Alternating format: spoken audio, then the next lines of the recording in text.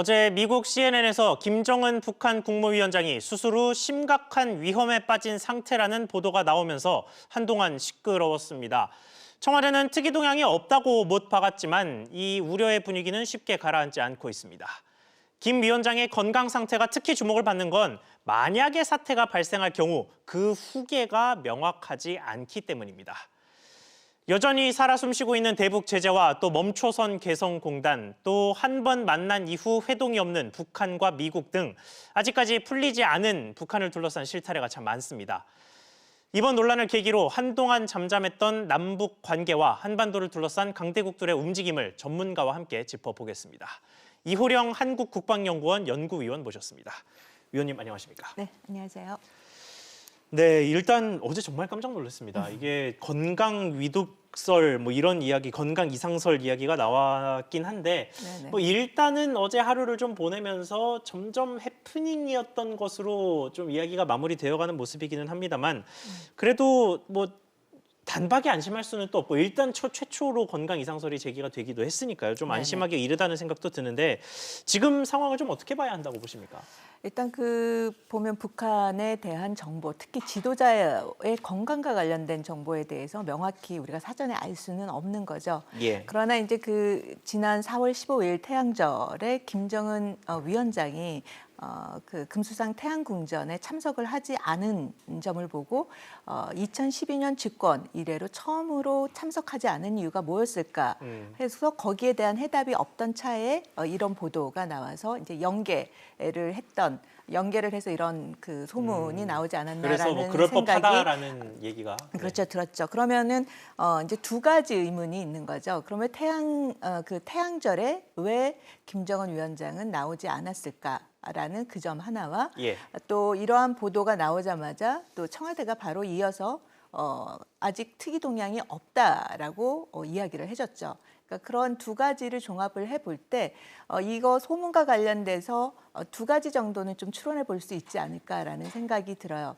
일단 태양절에 나오지 않은 거와 관련돼서는 김정은 위원장의 건강과 관련된 어떤 일부의 모는 있었던 것 같다라는 거죠. 그래서 뭐 혈관 확장 수술이라든지 이런 것이 있었을 것이다라는 이야기도 나오는 거고 있고요. 그다음 두 번째와 관련돼서는 그렇다면 그런 건강과 관련된 시술을 하고 나서 이후에 그런 회복 상태와 관련된 거 뭐냐, 그 부분은 청와대의 답변을 봤을 때 이후는 그냥 정상적인 행보를 하고 있는 것 같다라는 두 가지 점을 좀 추론해 볼 수 있지 않을까라는 생각이 듭니다. 네, 시술은 있었지만 위독한 상황은 아닐 가능성이 높다라는 식으로 그렇죠. 정리할 수 있을 것 같은데요. 근데 최근 국내 북한 매체 데일리 NK라는 곳에서도 이 실제로 심혈관 수술을 받았다라는 식의 소식을 좀 전하기는 했습니다. 또 야당의 외통위원도 확인을 하는 모습을 보였고요. 그래서 위원님 말씀을 좀 뒷받침하는 뭐 이런 식의 분석인 것 같고요. 또 중국도 나서서 이 관련된 건강 위독설을 좀 진화를 하는 모습을 보였습니다. 로이터의 보도인데 김정은 위원장이 심각한 상태는 아닌 것으로 보인다라고 이야기를 해서 그러면 일단 치료를 받았다라는 거는 사실인 것으로 보이는데 이 부분과 관련해서 뭐 어쨌든 치료를 받았다고 하면은 그 과거에 건강이 뭔가 안 좋았으니까 치료를 받은 거 아니겠습니까? 그렇죠. 이 부분은 좀 어떻게 보십니까? 아무래도 이제 김일성도 할아버지도 보면은 심근경색으로 죽었고, 그다음에 아버지인 김정일도 심장 쇼크로 인해서 사망을 했었죠. 근데 그 전에 또 뇌졸중이 있었고요. 근데 그런 걸로 봤을 때, 가족력으로 봤을 때 김정은 위원장도 아무래도 심장 부분이라든지 고지혈증이라든지 또 비만으로 인한 당뇨병이라든지 이런 것들이 복합된 그런 병을 갖고 있을 것이다라는 이야기는 많이 나왔었죠. 네, 특히 체형도 그렇게 뭐 건강해 보이는 체형은 그렇죠. 아니기도 갑자기 하고요. 또 이제 집권 이후에 살도 많이 찌우면서 김일성과 유사한 모습을 보이는 그런 걸음걸이라든지 외모 모습에서 좀 일부러 찌운 그런 면도 없지 않아 있었던 거죠. 그래서 그동안 이래 보면은 김일성, 김정일, 김정은 이렇게 체제에 들어오면서부터 일단 지도자가 한동안 보이지 않았을 경우에는 이제 그런 건강 이상설 부분이 많이 나왔었죠. 그리고 실제로 김정일 위원장 같은 경우에도 2008년에 스트로크, 뇌졸중이 있고 나서 한동안 안 나왔었죠. 예. 그리고 나서 그때 건강 이상설 이야기가 나온 이후에 2009년에 모습을 보였을 때 굉장히 야위었고 네. 실제 이게 사후에 그게 나왔었던 거고요. 그다음에 김정은 위원장 같은 경우에는 2014년에 구구절 때 모습을 안 드러냈어요. 예. 그때도 한번 건강 이상설 이야기가 나왔었는데 예. 알고 봤더니만은 그 전에 다리 수술이 있었다라는 것이 사후에 보도가 됐었죠. 이번 경우도 이제 특정한 계기에 나올 법한데 나오지 않았다라는 거를 생각해 본다면 그 앞에 이렇게 보여왔던 추이와 연관해서 본다면 건강과 관련돼서 뭔가 수술을 있든지 아니면 시술이 있었든지 그런 것이 있었을 가능성이 높다라고 평가를 해볼 수가 있는 거죠. 그런 측면에서 김정은 위원장의 건강 문제가 부각된 측면이 있지 않았을까라는 생각이 듭니다. 네, 알겠습니다. 그러면 본격적으로 이야기를 들어가서 사실 김정은 위원장의 건강 이상에 저희가 이렇게 많은 관심을 가지고 있는 이유는 후계자에 대한 문제 때문입니다. 사실 김정은 위원장이 예전에 2008년에 죽었을 때에도 여러 명의 장성한 자식 중에 누가 후계자가 될 거냐 이게 아주 큰 관심사였는데 이제는 그 정도 수준이 아니라 후계자가 도무지 누가 될 만한 사람이 없어서 오히려 문제가 되는 이런 상황인 것 같은데 이 후계자 문제는 좀 어떻게 될 거라고 보십니까? 네, 아무래도 그렇죠. 김정일 위원장 같은 경우에 2008년에 그 스트로크 맞고 2011년에 이제 갑자기 심장 쇼크로 이제 사망을 하고 나서 예. 어떻게 보면 김정은 위원장 같은 경우에는 후계 구도가 굉장히 늦게 2009년부터 그 작업이 진행이 됐었고 그 전에도 이렇게 본다면 어느 아들을 해야 될 것인가. 그때 같은 경우는 이제 20대 후반의 아들들과 또 30대의 아들을 놓고 설왕설래가 있었는데 예. 이번 같은 경우에는 김정은 위원장이 굉장히 젊은 거죠. 젊고 그다음에 아이들이 있지만 굉장히 이제 10세 미만의 아이들이기 때문에 네. 바로 직계로 내려간다라는 그런 것이 어렵기 때문에 그렇다면 옆에 반계로 간다면 형제 부분이 되지 않겠느냐라는 이야기가 이제 나오는 거죠. 형제하면 김여정 부부장이 제일 먼저 생각이 그렇죠. 나는데요. 김여정 부부장 같은 경우가 가장 어떻게 보면 그나마 백두산 혈통을 잇고 김정은 위원장 체제 하에 와서 같이 호흡을 맞춰왔던 주요 인물이라는 점에서 그 김여정 부부장에 더 이제 초점이 맞춰지는 거라고 볼 수가 있겠죠. 네, 그러면 실제로 김여정 부부장이 백두혈통에 그러니까 이거는 모두 다 김정은 국무위원장의 건강이 실제로 안 좋다라는 걸 전제하고 하는 질문이긴 합니다만 그래서 김여정 부부장이 만약에 추후에 실권을 잡게 되는 권력의 전면에 등장하게 되는 상황에 오게 된다면 한반도 정세라든지 그로 인한 변수 같은 것들은 어떤 게 나올 거라고 좀 보십니까? 글쎄 이제 앞에 이제 많은 것이 가정되고 전제가 예. 된 다음에 하는 평가를 해본다면 일단 우리가 그 김일성 때도 그렇고 김정일 때도 그렇고 사후에 그 북한의 체제가 어떻게 될 것이냐에 대한 이야기들이 많이 나왔었죠. 그런데 실질적으로 이후에 갑작스런 지도자 사망 이후에 북한 체제를 보면은 나름 다 안정적으로 유지가 됐다라는 점에 예. 우리가 좀 주목을 해볼 필요가 있을 것 같아요. 그렇다면 지금 이제 김정은 위원장이 그 선대처럼 갑작스런 어떤 건강의 문제로 인해서 북한의 정권이 어떻게 될 것이냐 문제와 관련돼서는 김여정 같은 경우에는 굉장히 많은 호흡을 맞춰왔고 또 작년에 하노이 회담 결렬 이후에 정치후보위원회에서 빠졌다가 이번에 최고인민회의를 통해서 다시 후보위원으로 돌아왔죠. 예.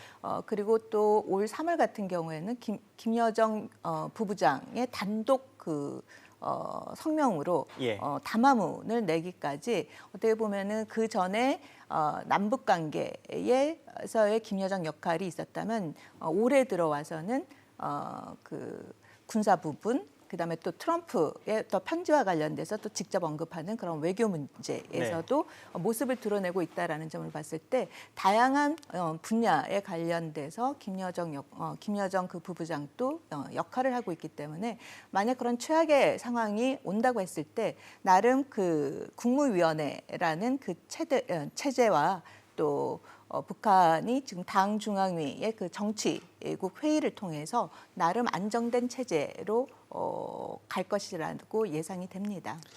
네, 그런데 일각에서는 이 김여정 부부장이 아니라 지난 2017년에 사망한 김정남 씨, 그의 아들인 김한솔에 대한 이야기도 조금씩 언급이 되더라고요. 이 부분이 뭐 사실 현실적으로 생각해 봤을 때 가능성이 별로 없어 보이는데 계속해서 이야기가 나오는 이유가 뭐라고 보십니까? 그거는 진짜 최악의 경우일 것 같아요. 예. 김정남을 사망에 이르게 한 사람이 김정은이잖아요. 예. 그런데 그의 아들이 어떻게 보면 그 다음의 정권에 관련돼서 그 인물로 떠오른다라는 거는 지금 김한솔을 보호해준다라고 하는 게 어떻게 보면 북한의 그 반북단체이잖아요. 예. 그런 측면에서 그거는 완전 급변을 해서 정권이 완전히 지금의 뒤집어지는. 체제와 완전히 반대되는 그러한 정권이 들어섰을 경우에 내세울 수 있는 그런 인물인 거지. 예. 정권 어떻게 보면 내부적으로 어느 정도 안착해서 간다고 했을 때는 김한솔의 변수는 그렇게 거의 뭐 영향이 없다라고 봐야 되는 게 맞지 않을까라는 생각이 듭니다. 그러니까 혹시나 모를 완전한 체제 전복의 가능성의 차원에서 김한솔의 이야기가 나온다 이런 식으로 네네, 보면 될 아마 것 그런 같네요. 맥락에서 이해하는 게 낫지 않을까라는 생각이 듭니다. 알겠습니다.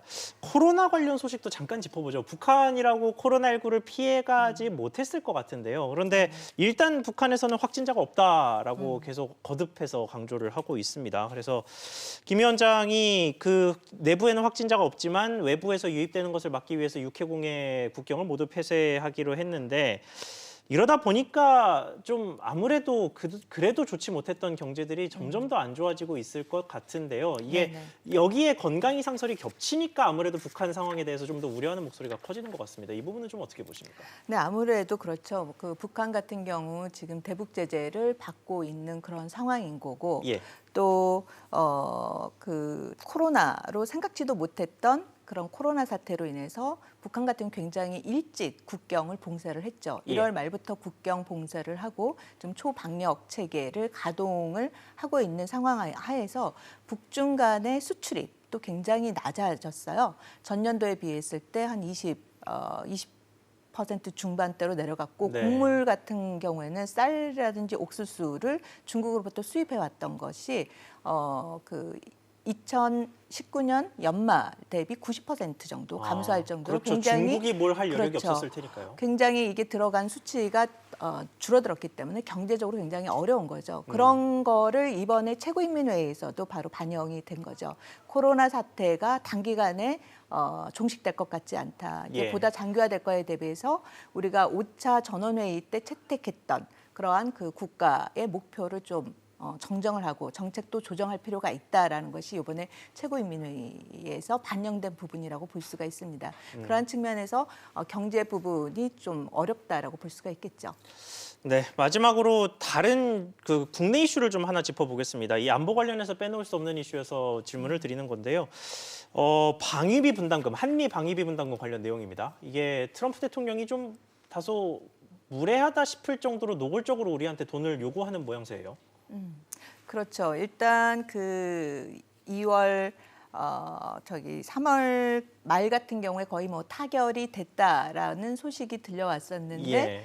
그게 아니다라고 이제 뒤집은 거죠. 예. 그리고 실질적으로 우리가 제안했던 안을 트럼프 대통령이 직접 자기가 거절했다라고 이야기를 할 만큼 앞으로 방위비 분담금 협상과 관련돼서 조금 난항이 예상이 된다라고 볼 수가 있는 거죠. 미국 예. 역시 또 코로나 사태로 인해서 좀 굉장히 사망자도 많이 나오고 있고 경제 문제도 굉장히 심각하죠. 유가도 이렇게 떨어지고 있고 이런 것들을 종합해 본다면 그동안에 트럼프 대통령이 대선과 관련돼서 가장 중요시 여겼던 경제 부분, 나는 경제에 성공한 대통령이다라는 부분을 부각을 시키고 예. 동맹국에 대해서도 항상 그에 합당한 요구를 받아내겠다라는 부분을 그동안 강조해 왔었는데 경제 부분도 지금 망가지고 있고 또 어떻게 보면 그 동맹 국가에 대해서 방위비 분담금과 관련돼서도 그에 상응한 만큼 받아내겠다, 공정하고 공평한 것을 받아내겠다라고 했지만 이 부분 역시 지금 트럼프 대통령 기준에서 봤을 때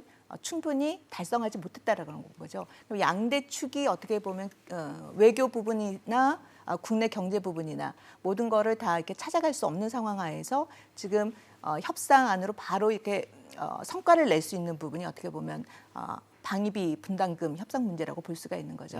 그래서 이러한 문제가 지금 제대로 풀리고 있지 않고 여기에서 뭔가 그동안의 어떤 경제 문제라든지 이런 거를 좀 포장할 수 있게끔 확 드러나지 않기 때문에 예. 이 부분과 관련돼서 조금 더 지연될 가능성이 높지 않을까라는 생각이 듭니다. 그러면 실제로 미국의 요구가 관철돼서 우리가 더 많은 방위비 분담금을 부담하게 될 가능성이 높다고 보십니까? 아니면 결국은 좀 합의점을 찾아가게 되는 좀 우리에게 긍정적인 상황이 벌어질 확률이 높다고 보십니까? 일단 이 부분은 쉽지는 않을 것 같아요. 예. 우리도 그렇다고 해서 무작정 미국이 요구하는 만큼의 방위비 분담금을 올려주기에도 굉장히 제한이 되어 있고 네. 일단 5년간이라는 그 매년 협상을 하지 않고 방위비 분담금 협상을 5년이라는 거는 이제 거기는 대충 이제 합의가 어느 정도 돼 있지 않을까라는 생각이 들어요. 5년마다 하겠다. 근데 문제는 매년 이렇게 매년 그 인상률인 거죠. 매년의 인상률을 지금 13% 정도를 한 거에 대해서 이 부분을 어떻게 할 것이냐. 근데 올해 13%를 하고 이제 5년간은 계속해서 그 부분을 13%로 유지를 해 나가는데 예. 이거를 트럼프 대통령 같은 경우에는 이거를 아예 처음부터 올려서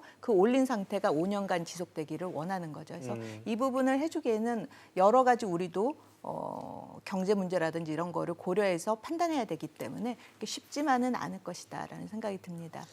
알겠습니다. 좀 더 상황을 지켜봐야겠군요. 오늘 말씀 여기까지 듣겠습니다. 지금까지 이후령 한국국방연구원 연구위원과 함께했습니다. 위원님 오늘 말씀 감사합니다. 네, 고맙습니다.